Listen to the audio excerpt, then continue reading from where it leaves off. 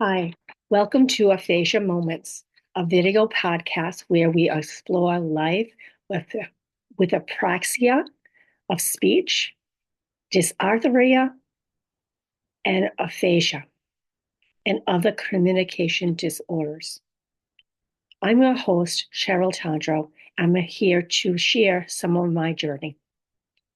I hope that what I say here inspires you, empowers you, gives you hope, and definitely helps you feel less alone.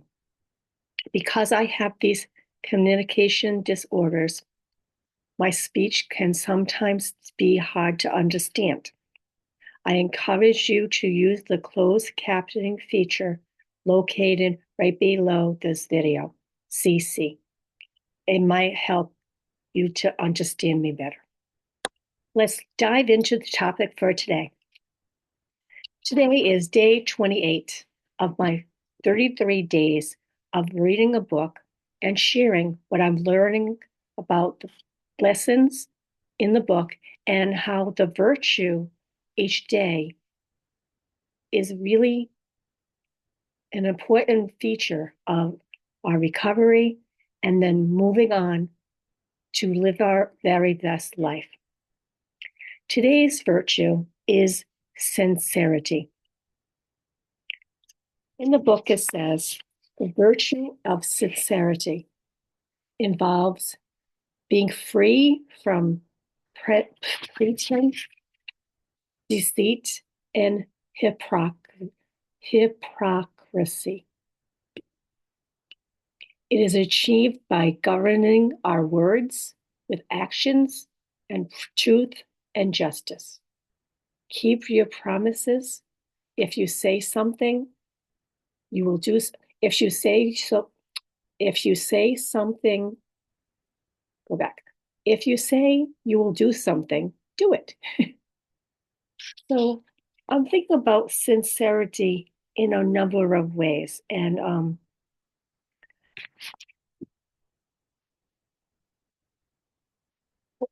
being honest, because when I first went back to work, I was fortunate enough to go back part time. And I think it was 4 months after my stroke. And I was only able to work 10 hours a week. So it was like maybe 3 hours for 2 days and 4 hours for another day. So I only went to the office for 3 days. And I think I was being a little dishonest when I was there, and I was trying to do everything I could and not let anybody know that I was struggling. I wish I had been more sincere and honest and be able to share, be able not to pretend. I was pretending that I was okay. I would go home and not be able to do anything. So after those 3 hours, even though I took breaks, my boss have had given me some accommodations when I was in the office. I was able to take short breaks throughout the times.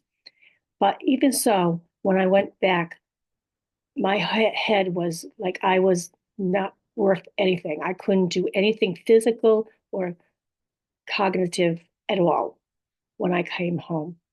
And I know that several times I was trying to do reading and comprehending um, grant proposals, and I thought I was doing a good job, and I found that I wasn't really comprehending what I was reading, and I was not honest.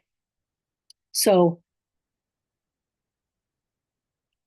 I think if I had been more sincere, have been sharing my struggles a lot more with my coworkers and with my supervisor.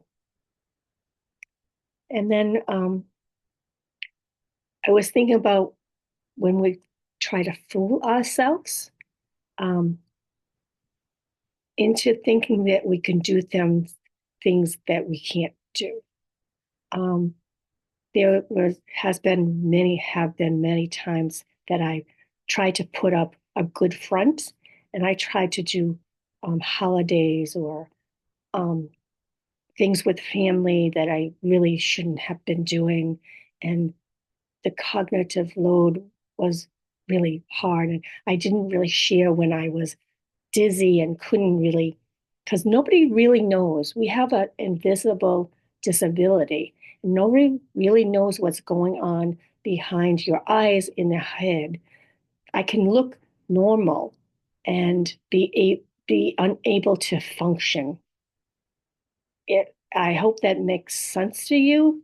If you have aphasia or other disorders, it might make sense to you. It might not make sense to normal people. So I think we have to really be honest with ourselves. When we're struggling, we shouldn't do tasks that are going to hurt us, make us more tired, make us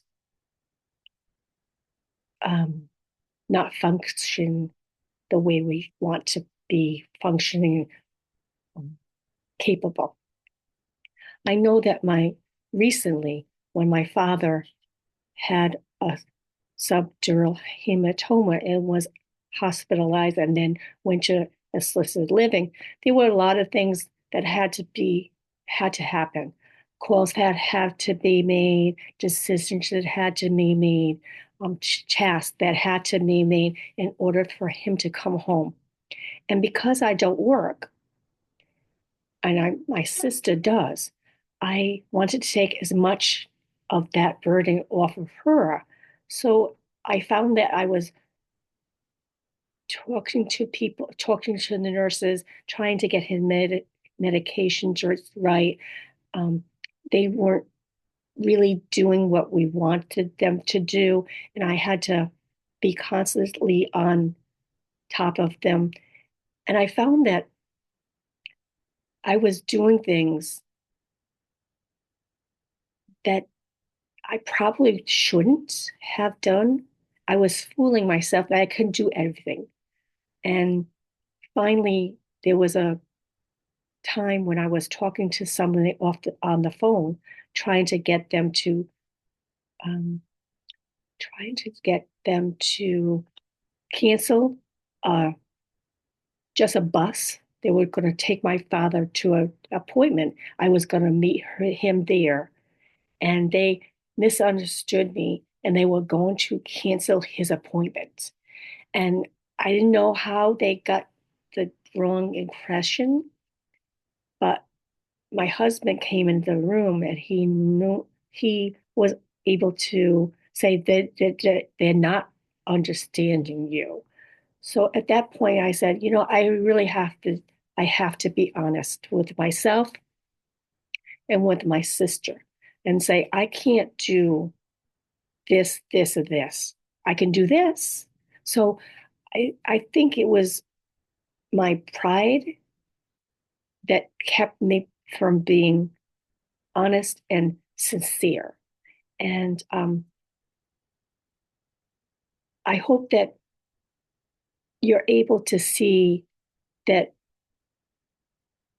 it's a good thing when we back off and we're not pretending to do, to be something we can't, to be something we're not, and to do things we're not feeling comfortable with.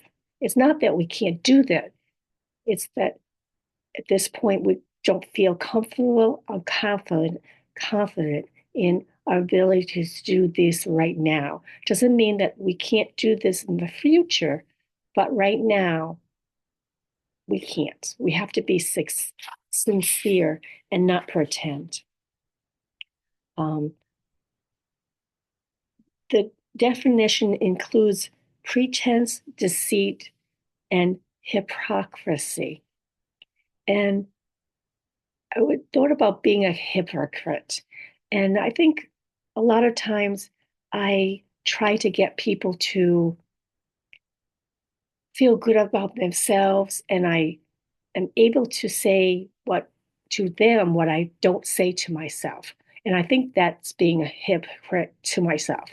So I really hope that I can continue to help other people boost their self-esteem, but I have to be able to do the same for myself.